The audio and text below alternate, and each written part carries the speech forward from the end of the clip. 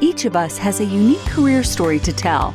For some, these fly high like rocket launches. For others, they're more like the game of chutes and ladders, with advances and setbacks along the way. Either way, we learn countless lessons from these experiences. And that's what we put into the spotlight here at Career Sessions Career Lessons. Join discussions featuring a variety of guests sharing their stories of ups and downs, as well as the secrets of their success and what drives them to continue moving forward. We break down the tools and resources that will help you establish your dream career and realize your professional goals.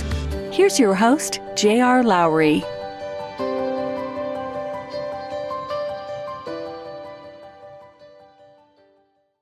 Hi, I'm J.R. Lowry, and this is Career Sessions Career Lessons, which is brought to you by Pathwise.io. Pathwise is dedicated to helping you be the best professional you can be, providing a mix of career and leadership coaching, courses, content, and community. Basic membership is free, so visit Pathwise and join today.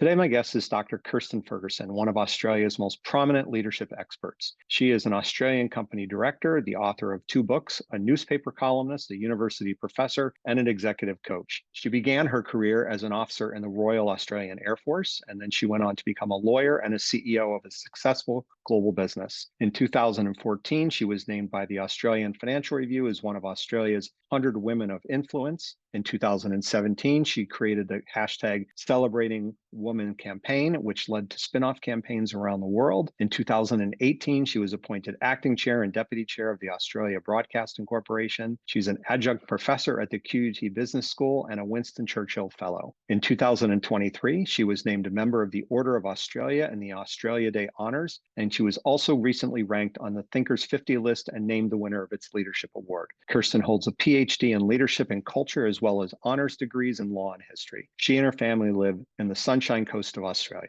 Kirstin, welcome. Thanks for joining me on the show. Oh, it's fabulous to be here. Great. So let's start with your book, Head and Heart, The Art of Modern Leadership. So we'll get into the details, but can you give us a brief overview to get us started? Sure. I mean, that's a hard question. You ask any author that and they'll take an hour. So I'll try and do it in a sentence or two. It basically has brought together a framework, a way of thinking about what it is we need from leaders now that is different to what we've seen in the past, and a way of balancing our head and our heart. And it's a metaphor, of course, but it's one we all understand. And it really is a book that sends the message that everyone is a leader, not just those that we're used to seeing with formal titles. Right. And you make that point right at the beginning of the book. And certainly, you know, as we met at the Thinkers 50 conference, and the first speaker talked directly about the fact of, you know, having a leader identity, and that everybody is a leader. And that was one of the things that really stuck with me from the conference from the very start, was that idea of leader identity. Yeah, and I think for many people who are formal leaders, it seems so self-evident, and, you know, that's hardly anything new. But in fact, it really is for a lot of people who don't recognize that they're leading in their roles because they don't perhaps supervise anyone, but they're still making decisions and having moments that are leadership moments every day. And we lead in our families and in our communities. So I think we need to do better at reminding people of that. I agree. You start the book actually with a bit of a history lesson on that. My first university degree was in history. I couldn't resist. So you go back to the great man theory of the 19th century. So starting with that, and prior to what you sort of describe in the book as the modern era, what are some of the major periods and schools of thought on leadership that you cover in that intro? You know, I was really debating whether or not to include this, because for many, you know, they're only interested in what they're doing today. But for me, as a lover of history as well, I don't think we can really understand how we've got to where we are unless you understand where we've come from. And the great man theory you referenced, that's been an incredibly important legacy in the way we think about leaders. This idea from the 18th century that leaders are born and not made, and only certain people were qualified to be leaders. And you know, fortunately, I think we've rejected that, but you still see elements in the way we think about leadership. But I also talk about, you know, at the turn of the 20th century, even business schools in the States were really focused on hard leadership skills, because some of those softer skills, which I don't agree with that term at all, because they're not soft, but they were focused on those technical skills because leaders could just intuitively understand how to lead otherwise. You then move into World War II, and we desperately needed to find some more leaders that weren't just born into it. And I tell the story of most people don't realize that the Myers-Briggs duo was a mother-daughter team. Right. And how they came up with what is now widely panned as a tool, but at the time it was completely revolutionary, and we used that for 50 odd years, and it really opened the door to people other than those formal leaders being someone that might be able to learn to be a leader. And then, of course, you get into the organization men of the 50s, lots of layers of bureaucracy, long tenures. Keep moving through. We get to the 80s. Bit of greed is good. People like Jack Welch, slashing and burning organizations. And I think then in our lifetimes, the 2000s, we see authentic leaders come through. And, I'm now really interested in what's that next phase? What's the leader we need around us in every part of our lives? You mentioned Myers-Briggs being sort of discounted over the years. I still find it helpful in describing people. I think people find it helpful because it's just a way of looking at yourself through a tool that's particularly interesting. I think scientists have now been able to say, look, no one fits neatly into a 4-letter box. Of course, and that's probably the challenge. But I really respect what they did, given where they came from. They were from a Pennsylvania farming family with no university degrees, and they revolutionized this idea of thinking about leadership. So, I give them huge props for that. Yeah, an unlikely duo to have, changed the world of psychology. Very much so. Yeah. Very much so. So you cover the head part of leadership in the second part of the book, and you argue that the research you've done indicates there's 4 attributes of successful head leadership: curiosity, wisdom, perspective, and capability. Tell us about the research that underpins this. Yeah, I'm really conscious that there's a lot of leadership books that are written by people who have been leaders, and I certainly have been for 30 odd years, starting in the military right through to chairing companies. But I'll read leadership books that are based on anecdote, and this is what I experienced, as though that's a version of leadership. And I think it's one person's experience. It's not necessarily one that others can learn from. And likewise, there's a lot of academic theory books around leadership, but they haven't perhaps had the lived experience. I really wanted to bring the two together, and that's how this research came through. So I'm an adjunct professor at the Queensland University of Technology Business School, and I have a PhD in leadership through them. And so what I started with was sort of a really broad list of 50 or more attributes that you would just widely agree were positive in a leader, things that you would want to see. And then that was through literature reviews or through my own reading or analysis, and was able to narrow that down to 4 head and 4 heart. Now, head and heart is clearly a metaphor, but it's a term we just understand. You just get what it means. And so when I'm talking about these 4 head-based attributes, these are all those technical skills that we learn at school or at university or on the job, and that are essential for successful leadership, but on their own are not going to be sufficient for a modern leader. I think if you'd asked me to list 4 attributes on the head side, I would have come up with 1, curiosity. Not sure I would have on my own come up with the other 3. And you describe it as a superpower. So in what ways is curiosity so important to leadership? It's such a fascinating one. I almost didn't want to include it because it seems so obvious. So to your point, it seems like the one everyone would put on a list. And so naturally you're thinking, well, I'm wanting to create a new idea. Why would I put something like this that everyone would include? But the fact is, that's because it is so important. And I'm sure we'll talk about the fact we also don't do it particularly well. But curiosity fuels humility. And for me, humility is a really key aspect of being a leader. And in the research I did to test these, I created a scale, which anyone can go and do. Just visit headheartleader.com. And in the scale and the research with about 1,000 leaders, which were the sample group, curiosity and humility were the most highly correlated. So the two work hand in hand. And that's because if you're curious, you understand you don't have all the answers and you're interested in finding things out. If you're humble, clearly you know you don't have all the answers. You're curious to learn. Humility also means you're open to different possibilities. So you're not going in with a really fixed mindset into any given problem. And it allows creativity to flourish. So if you're a leader that's really focused on innovation and new ways of doing things, you have to be able to create curious cultures. And finally, there's plenty of research that shows if you're a curious leader, it just leads to better business outcomes. It leads to better decision making. You're open to diverse points of view. And so there's so much that curiosity brings to us. But whether or not we get it right is another question. Yeah, one of the points you make in the book, which I found a little bit sobering, was that 92% of people value curiosity at work and only 24% of people actually feel curious. It's not great. It's shocking. And that statistic is what compelled me to make sure I included curiosity as one of the 8. Because, I mean, it's very clear when you understand why that statistic happens. We're all born curious. I mean, as babies, you're sticking things up your nose just to see what it feels like, what it tastes like. Hopefully you're not still doing that.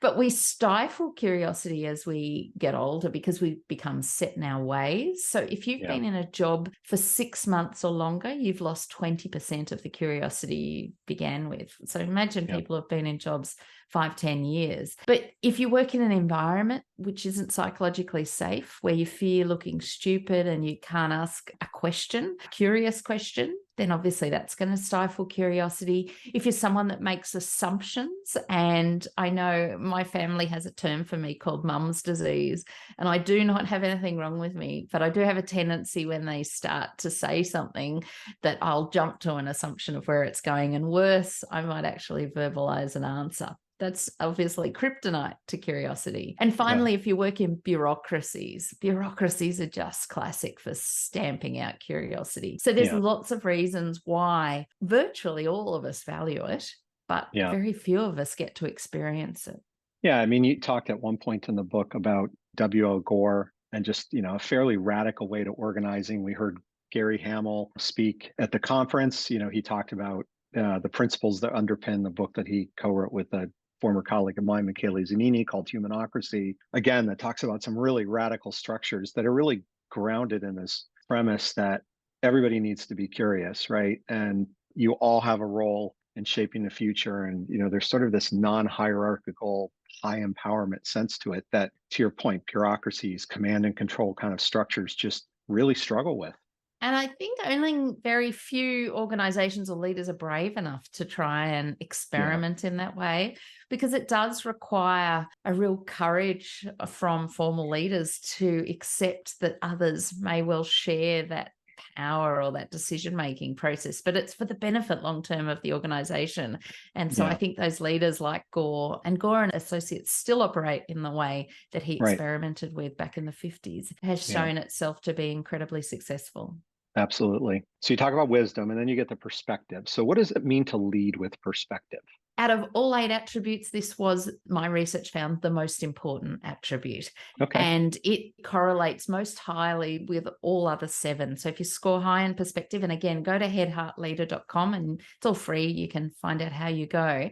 It'll show you. Perspective is, in layman's terms, reading the room. It's being able to bring in those signals and signs and context that you're leading in and allowing you to adapt. However, in my research, it also found that you are able to notice who's missing from the room. And that's an incredibly important attribute. So while it correlates highly with all 7, the second most highest correlation was with empathy. So if you're a leader that can lead with perspective, you're not only reading the room, which of course could be a room, but it's more likely your organization, your team, your industry, you're noticing who's missing or who's there and not speaking up. You're truly reading the dynamics of what's going on. And if that means you're noticing that, the lived experiences around you are all exactly the same as yours, you're noticing that you don't have any diverse points of view. You're noticing people who aren't challenging you. So leading with perspective is just so critically important to really being able to understand the effectiveness of the way you're leading in that context. Because as you know, I know I've worked in so many different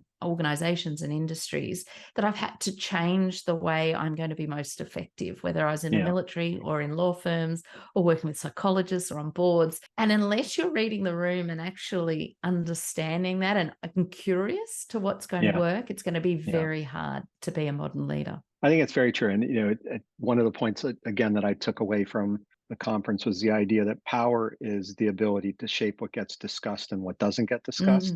But to your point, it's also the ability to shape who's in the room and who's not in the room. And Absolutely. if you don't think about how to use that in the right way, then, it makes it a lot harder to lead with perspective, right? It makes it harder to look at how the organization needs you to kind of bring those inclusive perspectives to bear. Yeah. And even when people are in the room, are they able to contribute? Is it just the loud voices you're hearing from? So it's a bit like being a conductor. And, you need to notice that suddenly the violins, they're not there for practice. Okay, something's gone wrong. Or they're there, but we can't hear them. And so you're really trying to make sure that everyone is able to be heard, present. And that takes a lot of conscious effort. And a lot of what we're talking about is this real awareness of the impact of your leadership. You sort of then go into capability. And when you talk about capability, you sort of tie it very closely to the idea of having a growth mindset. It comes from Carol Dweck, one of the influences you cited in the book. How does having a growth mindset shape how you approach creating capabilities as a leader? Yeah, and it's a really good question. And again, it was one that I really questioned. Do I include it? Do I not? Everyone's very familiar with the growth mindset work of Carol. It's unbelievably helpful. But it is essential. And there's a difference between being capable at your job and believing you're capable. And I think all of us have had those moments where we question ourselves, where we make a mistake or something goes wrong, and it can really throw us. Whereas if you're leading with capability, you do have a strong sense of self-efficacy. And so you see mistakes as opportunities. You know that these are going to happen. I just know for a fact I'm going to make a mistake at some point today. And it doesn't throw me off completely. It's actually just one of those moments you go, okay, that's happened. This is what I've learned from it. I'm going to try not do that again. But, chances are I probably will.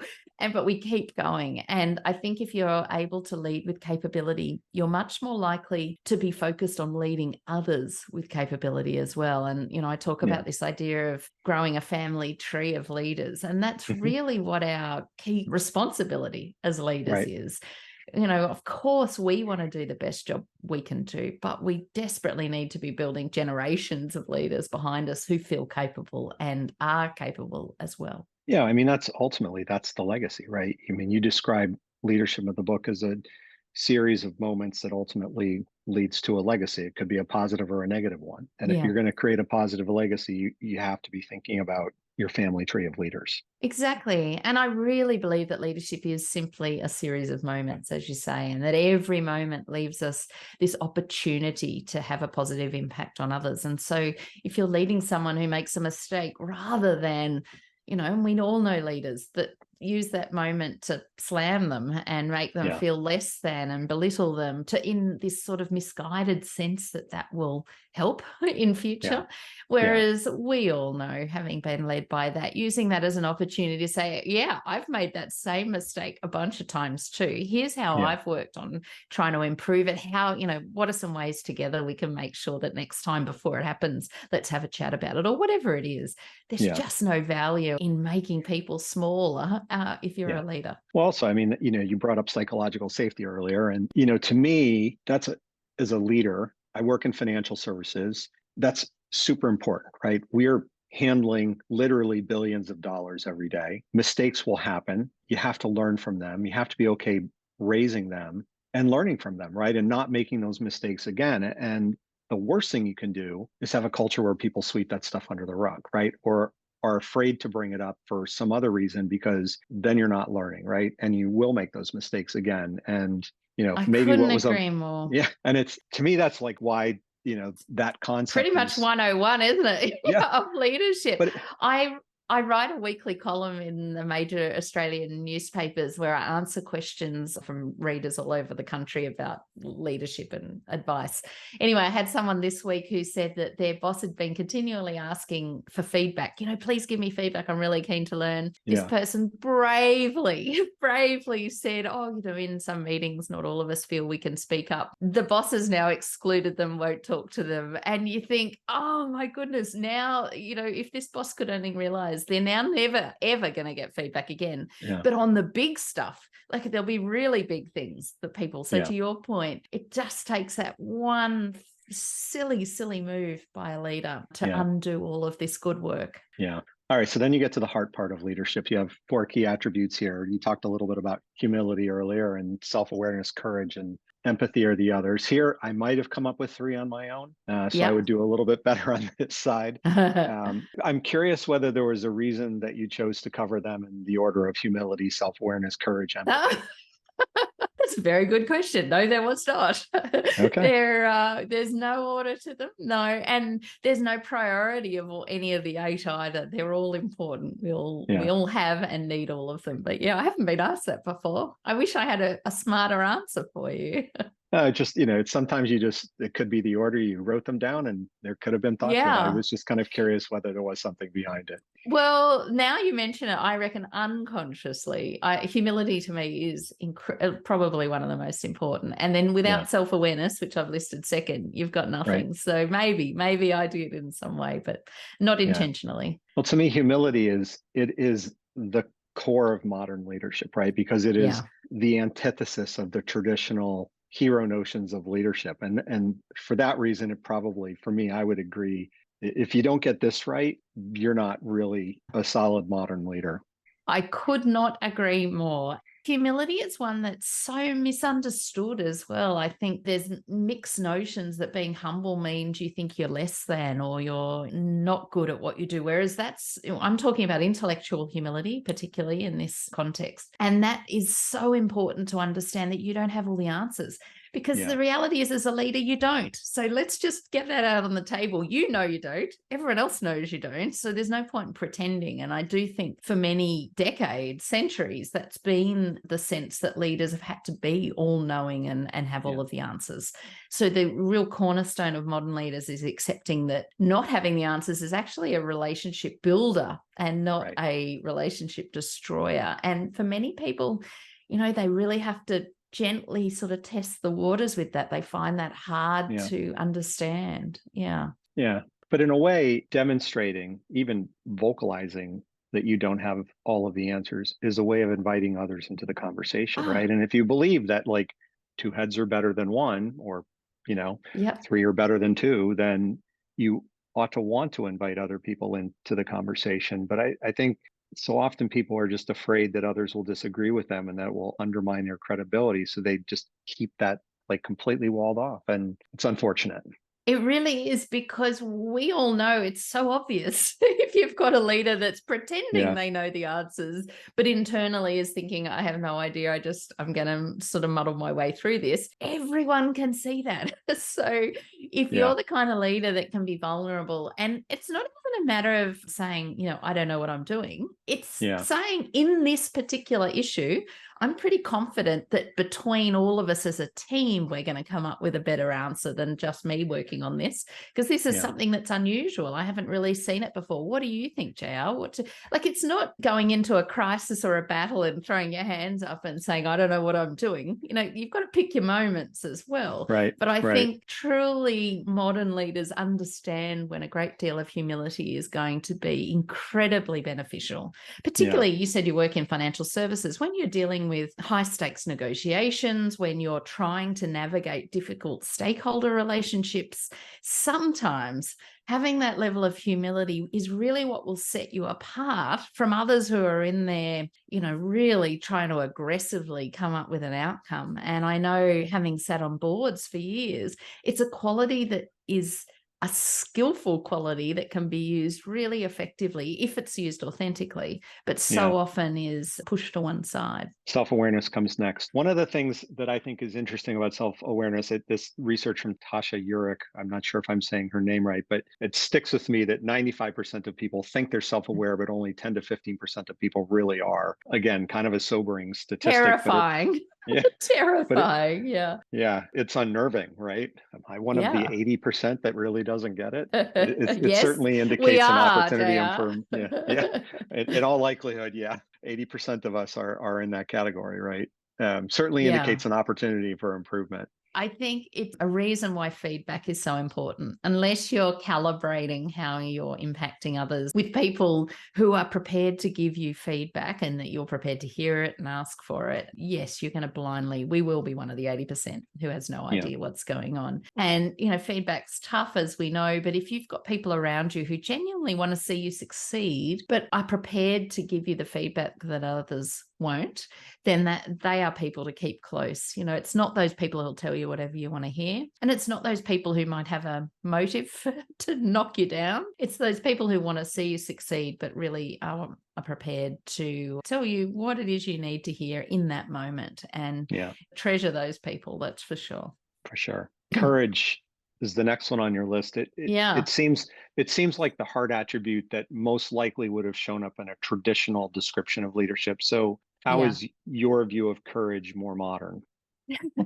Maybe it's not, JR. I'm humble enough to accept that perhaps it's not. But I do think it's one you can't leave out, because unless you're not only focused on building cultures of psychological safety at work, but you're also creating personal interactions which are psychologically safe, then it's very hard for you to lead with courage, or for others around you to feel they can as well. And so I just didn't feel it was one that could be excluded, because courage in this context, though, is much more than, those big whistleblower examples we often hear about where someone's brought down an entire corporation. They're the extreme. This is all about everyday acts of courage. And so as a leader, you can role model what this looks like by accepting promotions not feel you're ready for, or by asking for feedback, hearing feedback, taking it on board, calling someone out for their behavior. There's so many different ways that every day we have that little sick feeling in our stomach, yet we summon up the courage and act anyway. That's really what I'm talking about in this particular context. Yeah, and I think as well, it's partly about moving into the unknown, right? And having the courage to do that. And given, things are happening a lot faster in the world these days, and certainly than they were 100 years ago, and you have to adapt more rapidly. And if you're not comfortable with that, right, with these, VUCA environments as people describe them, it's going to be tough for you. And I think, so to me, I guess courage is probably courage, but I think it gets applied, to your point, in sort of different constructs than maybe would have been relevant back in the great man era. Oh, you couldn't agree more. For many leaders, adapting to a working from home environment required courage. It was just a whole new way of how to lead people. And so agreeing to that requires courage. Agreeing now to how to either get people back in the office or have a hybrid, all of that's taking courage, because there's a popular sort of view from others of where that should go. So I think as leaders, we're constantly having to be courageous in our ideas, recognizing that we might be the dinosaurs. It's easy to identify dinosaurs that we work with, much harder to recognize it in ourselves. And I know we're young and sprightly, JR, but believe it or not, there'll be attitudes that we will have that we don't even realize have become somewhat old-fashioned. And we need to have the courage to recognize that too. So it happens in every aspect of our leadership lives. Yeah. Somebody I work with the other day said her team told her never to wave at the end of a Zoom call, because if you do, you're like marking yourself as old. And oh no, I do this every time I wave. Oh no. I know, it makes you self-conscious about it, right? It's sort of like using punctuation in a text message. I know. Well, I also read an article about how the boomers, and I'm not even a boomer, but we wait a second or so before we film a video, on our cameras, because we wait and check that it's recording. And that's not something that the younger generations do. They're straight into it. So I'm conscious of that now, that there's always a good second. They also watch their videos on like 1.2 speed, right? I mean, So, okay, we've just found 3 ways that you and I are already dinosaurs. So maybe not dinosaurs, but let's say not Gen Z. Okay. Okay. Let's leave it at that. Empathy is the last one. This is one that definitely wouldn't have shown up on traditional descriptions. And in that sense, it may be the most important of them all. Yeah. And it's not sympathy, not pity, not compassion. This is really about being able to put yourself in the shoes of someone quite different to your own and trying to understand what's going on for them. Because as leaders, I just do not understand how you can make decisions that are going to impact a very wide and diverse group of people unless you understand what the impact of that decision will be for people different to yourself. And so empathy is not about sitting with someone who's feeling anxious and taking on that anxiety yourself. It's none of those things, but it is being willing to understand that there are people very different to ourselves and that we need to make sure we're incorporating their experiences into our decisions. To me, gosh, I mean, it's just so different from the traditional way of thinking about leadership where it's like, oh, I'm the boss, so just do as I tell you, right? Here you much more so got to, pull in the whole person, really understand where they're coming from. And I think a key differentiator from the traditional era. Yeah. But all 8 we've talked about, they're all in balance, and the art of modern leadership's knowing what is needed when. And there'll be times where, to navigate a particularly difficult crisis, you're going to need a huge amount of capability and curiosity, and it'll be very head focused. But the art is knowing that in that situation, suddenly it might turn on a dime, and you suddenly need to pull out a huge amount of humility and empathy to actually get through whatever it is you're doing. And that's the art. And there's no magic recipe to how and when you draw on each of these attributes. But I do believe that we all have all of them. It's just that some of them don't always show up at work or when we most need them. And I think that's the key to being a modern leader. Yeah. Well, it's a little bit like a mixer, in a piece of audio equipment where you're, sort of adjusting constantly, the different microphones, the different frequencies. And it's like you have this little mixer of these 8 functions and obviously some other ones that didn't make your short list that, that you've got to kind of turn up, turn down, shift the mix of over points in time. Yeah. No, and I was going to use that example. We talked about humility. It might be right up in some conversation, but then suddenly, there's a crisis and you actually need to lead very firmly from the front, and humility has no place in that particular context. You need to read the room, and that's where leading with perspective comes in. You've really got to constantly be adjusting those mixes or whatever it is to work out what's going to be most effective in those moments, every single moment. Yeah, very true. So that kind of brings us to the notion of an integrated leader, which you obviously that's bringing together head and heart, but also you talk about integrating the way that you are at work and the way that you are outside of work. Why is that so important? A few reasons. Firstly, I do believe everyone has the skills. And let's talk about empathy, because that's one, as you said, it wouldn't have been on the lists until recently. And I can think of traditional leaders that I've worked with through my career. I did not witness empathy in their demeanor or priorities at all throughout their career. Yet when I saw them with their grandchildren or whatever outside of work, full of empathy, they've got oodles of it. And it made me realize that it's those skills we have in all areas of our life that actually have a place at work. For the modern leader. So the curiosity you might show with your children when they come home from school and you're asking, how was your day and what happened? And you're just asking lots of questions. Well, why aren't we bringing that into our team environments when we're talking with those that we lead? And so I think all of the attributes we have in in all areas of our lives, whether it's the home or the community, sporting teams, whatever it might be, volunteering and work, if you can bring those together and be truly integrated in the way you lead, it's not only less exhausting because you're actually just being you, but it's also what people want to see. They want to see you. They want to see the human leader, not someone who's an automaton that thinks, I need to have all the answers. And I don't think we behave that way at home. So it's kind of this idea of making sure that we don't do that at work either. Yeah. I mean, ultimately, it's hard to be an authentic leader unless you have that kind of integration, because in one place or another, you're putting on an act. Yeah. And I think back to the start of my career, I mean, the military is not a great example because you do put on a uniform, but even when I was in a corporate environment in law firms, I would put my suit on and I felt, it's not that I was a different person, but I certainly felt there was a persona I needed to give off in that environment to be effective as a leader. Now, if I could have my time again, it'd be very different. And I'm positive that we're more effective when we're being ourselves, because it means that humility is easier to draw on.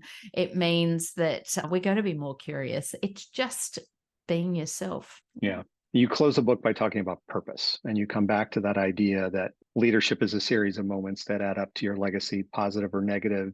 One of the things I guess that I wanted to ask you about, do you think purpose is more important in today's work world, or are we just waking up to its importance? That's a really good question. I think we value individuals' sense of purpose more than we have in the past. I suspect leaders, the great man leaders, the senior leaders have always felt they've got a sense of purpose, whether it's misguided or not, might be to make more money, but that's their sense of purpose. I don't think they ever cared about what their employees felt their sense of purpose was. And for younger generations now, I've got kids who are 23 and 21, they care about their sense of purpose. And I'm not sure I ever did back when I was their age. I'm not sure that it was something that I was ever asked to think about. And so it wasn't as relevant for me. And I do think now do what they do. Why do they come in? Are they just coming in for a pay packet? And if so, then as a leader, I think that's a concern. Or are you offering a purpose that really feeds into their needs? I wonder whether, if I think about our generation, not Gen Z, and you go back even further than that, right? I mean, 100 years ago, you worked to live, right? I mean, you needed to feed the money. Family. That was the purpose. Yeah. Exactly. And so there wasn't much thought to it. You took the work that was available to you. You probably didn't have much ability to leave your local area. Transport was much more difficult back then. Fast forward to when I started in the workforce in the late 80s, it was a bit of put your head down and just do your job and, listen to the people who are in the senior part of the organization. And what's ironic about now is I think, this whole ethos, if you want to call it that, of leadership is changing in the ways that you write about in your book. And yet engagement still sits at 30% every year. You've got all these people who are unhappy. You've got sort of the rise of labor movements again, like particularly in a place like the US, where, we're seeing more positive views about unions than probably in 40 or 50 years. And it's like we've gotten so much better at the leadership piece, I think, relative to a generation ago. And yet the expectations have just ratcheted up dramatically. And it's a little bit like this expectations treadmill, if you will. Yeah, I think so. I think if you were to interview someone who worked at the Ford factory in 1905 and question them about conditions now, they wouldn't be able to believe it, or that they were even being asked about their purpose. Yeah. That said, I think it's a good thing that people's quality of work has improved, their expectations about the way they're respected at work has improved. Yeah.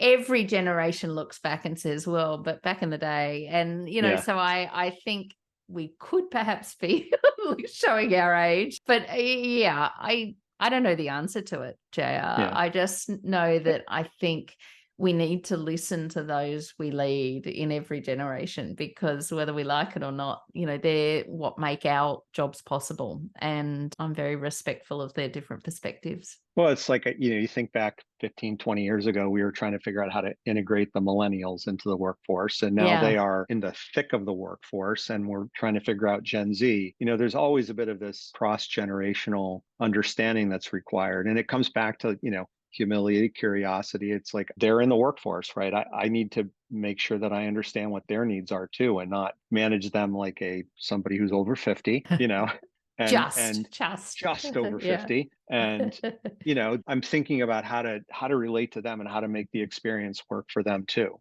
Yeah. And it's a challenge, right? It's a constant learning exercise. It absolutely is. And there's no doubt that I'll sometimes hear Gen Zs, complaining about something and have that internal thought, are you kidding? When I was a lass, but I hold my tongue because that's not helpful. And we didn't like hearing that, when we were that age as well. Yeah. So I think, that's why reverse mentoring works particularly well. I do think there's a lot of challenges as well, especially cost of living crisis at the moment, particularly for the younger generations that are very real. So who knows where it'll all end up, but listening and being humble about it and curious, I think, is a good way to start. Agreed. So you've had a pretty interesting career yourself. And I share the fact that we both began our careers as Air Force officers. I was an engineer. What about you? I was an administrative officer. I was at a squadron, but like the personnel officer. Yeah. Yeah. So you were really into the organizational aspects of this right from the get-go then. Yeah. I was, and I mentioned my first degree was in history. I did that at our Air Force Academy equivalent. We actually have all three services come together at our Australian Defence Force Academy. But my research thesis was in leadership. So it's funny how, 30 years later, it's kind of come full circle. Yeah. And you went to law school, you got a law degree. What led you down that path? I had imagined I wanted to do law. I thought that was going to be my career. But I spent a lot of time at the law firm in their executive role, sort of not as a lawyer before qualifying. And I graduated law and then qualified as a lawyer. But I think I'd spent too much time seeing how they do 6-minute timesheets and the life of a law firm lawyer and then partner. And so I realized I loved leading. And so I didn't actually end up going and practicing law, but having the degree, I think, is fabulous. That is a real balance of my head and heart. The law degree was my head. I then went and did a PhD in leadership, and I'd led a group of psychologists, and they really fed my heart side of my leadership. You ran a consulting firm at one point. You were the CEO. So yeah. What kind of leader were you back then? It was really interesting because I'd come out of law firms and the military, and it was a group of psychologists operating around the world. And so I would have been, I'm sure, perceived by them as all head. It was all okay. And it was a for-profit organization. So I was obviously looking at how we can increase profit and all of that. Whereas everyone I was leading, their focus was all about improving the lives of those around us. And it was, their mission and purpose, as we were talking about, was much more around the individual impact they were having. And so I had to learn to really adjust, to understand it wasn't that what I was talking about was less important, but the way I communicated and the way I was able to influence change and bring everyone on board, I really needed to adjust. But that organization was one where feedback, it was truly part of the culture. Anyone could offer feedback at any time and did. And so I really learned what it was like to work in and lead a feedback culture. So I'm very grateful to my psychologist in that period of being CEO, because I think the combination of that time with my experience in law firms and on boards and things like that really means I can bring it all together, my head and my heart, and don't always get it right. That's for sure. Nobody gets it all right. So since then, you've had a wide range of non-executive director roles. You've taught at a university level. You've written 2 books. You write a weekly newspaper column. How the heck do you fit all that in? I don't know, JR. I don't know. I love what I do. I'm working on my 3rd book now. I think when you just wrote the second one. I know.